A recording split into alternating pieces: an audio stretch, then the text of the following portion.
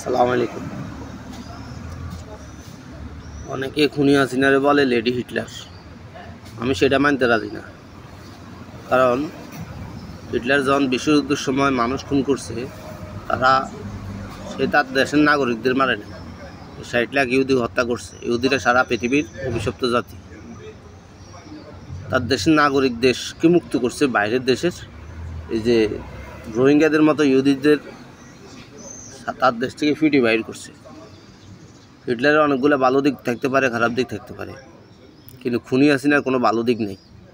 আমি খুনি হাসিনার তুলনা করি ফেরাউনের সাথে, যে সে তার নিজের রাজ্যের মানুষদেরকে ফাঁসিতে ঝুলাইছে, বিভিন্ন রকম শাস্তি দিছে, তারপরে ধর্মীয় পালনে বাধাগ্রস্ত করছে। ঠিক খুনি হাসিনা সেম কাজ করছে, ইসলাম নিয়ে টানার চেষ্টা করছে, আলেম ওলামারে ফাঁসিতে ঝুলাইছে, নিজের দেশের নাগরিকদের হত্যা করছে।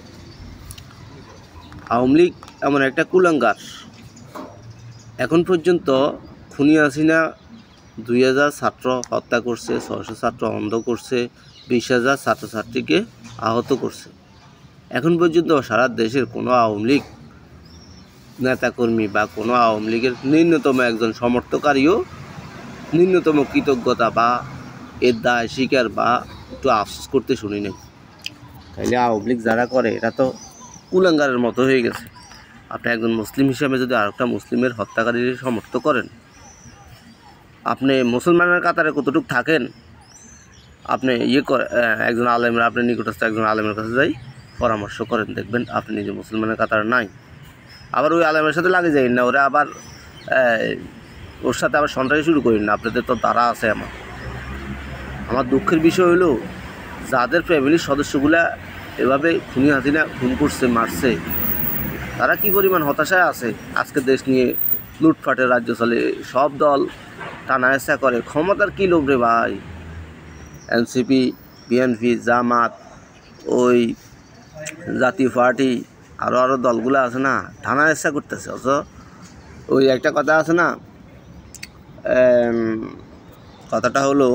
কথাটা হলো কাজী নজরুল ইসলামের একটা গান আছে না, ওই যে গানের একটা কলি, বাজনের বাজনা বাজা, কে মালিক কে সে রাজা।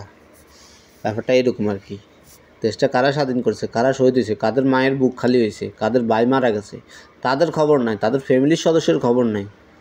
হ্যাঁ, আমরা এসে এখানে দেশ নিয়ে, ক্ষমতা নিয়ে কাড়াকাড়ি করতে। আমাদের মূল লক্ষ্য উদ্দেশ্য থাকা উচিত ছিল বাংলাদেশ থেকে আওয়ামী লীগ নির্মূল করা, বা আওয়ামী লীগকে, স্বৈরাচার আওয়ামী লীগের যে অংশীদারগুলা দেশের মধ্যে আছে এগুলারে প্রতিহত করা। আওয়ামী লীগের কুলাঙ্গারের বাচ্চারা এখন আবার পাড়া মহল্লায় আবার মাথা নাড়া দিয়ে উঠছে। অনেকেই বলবো যে খুন খারাপি এখন হচ্ছে না, টাকা লুটপাট এখন হচ্ছে না, হচ্ছে। তবে খুনি হাসিনার মতো 5 বছরে 16,000 মানুষ খুন তো হচ্ছে না, তো সেটা থেকে তো মানুষ মুক্তি পাচ্ছে। এখন খুন খারাপি হওয়ার একটা কারণ আছে, সেটা হলো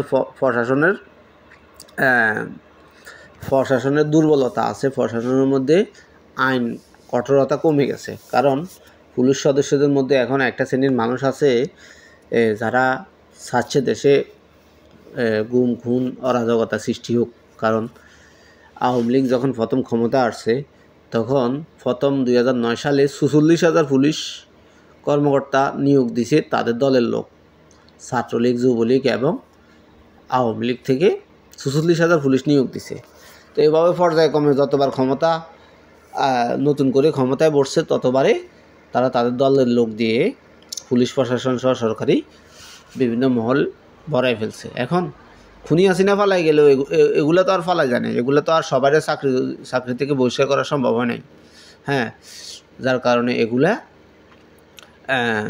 দেশের মধ্যে এখন খুন খারাপি হচ্ছে। পুলিশ দেখেও দেখছে না, প্রশাসন দেখেও দেখতেছে না, তারা তামসা চাচ্ছে, মজা নিচ্ছে।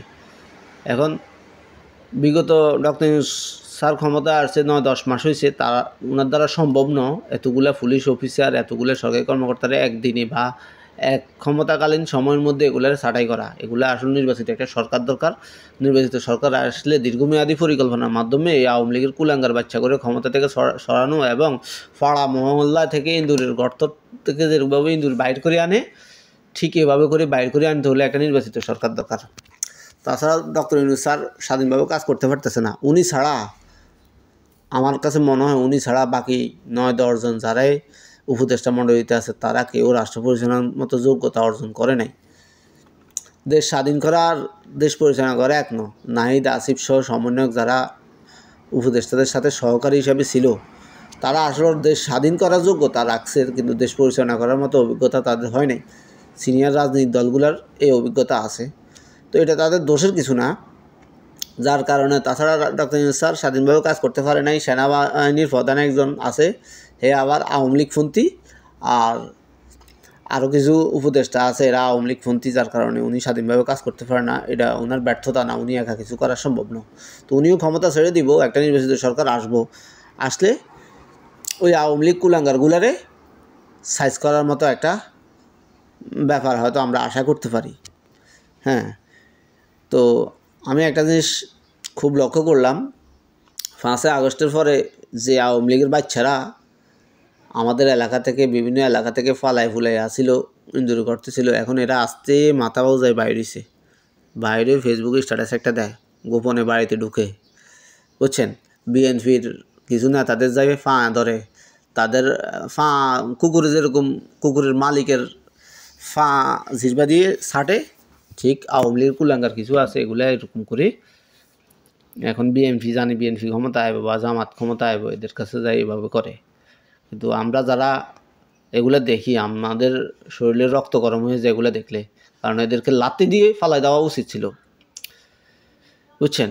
বিভিন্ন বিএনপির নেতাদের মোটরসাইকেলে তেল ঢুকাই দেয়, দাওয়াত করে বিরিয়ানি খাওয়ায়, তারপরে ওই বিভিন্ন জায়গা যাইলে চা কফি এটা অর্ডার করে। বড় ভাই মানে তো আওয়ামী লীগের বড় নেতা করে, এখন বড় ভাই মানে বিএনপির নেতা করে। তো বিএনপির নেতারা আসলে বুঝেন না, ফান্দে পড়ে গেছে, মনে করে আমার সাথে ভালো আচরণ করে আর আমি কী করব, কিন্তু এদের অতীত ভুলে গেছে, বুঝছেন। এরা যে বাংলাদেশে কি পরিমাণ সন্ত্রাস অরাজকতা করছে, বর্তমানে তারা ফেসবুকে যায় যেসব পোস্ট করে, এই যে এতগুলা মানুষ খুনের ব্যাপারে তাদের একটু অনুশোচনা নাই। হ্যাঁ, তো তাদেরকে আসলে রাজাকারের মতো, রাজাকাররা আরও ভালোভাবে বাংলাদেশে বসবাস করছে, তাদেরকে সেই মর্যাদাটাও দেওয়া উচিত না। ধন্যবাদ সবাইকে।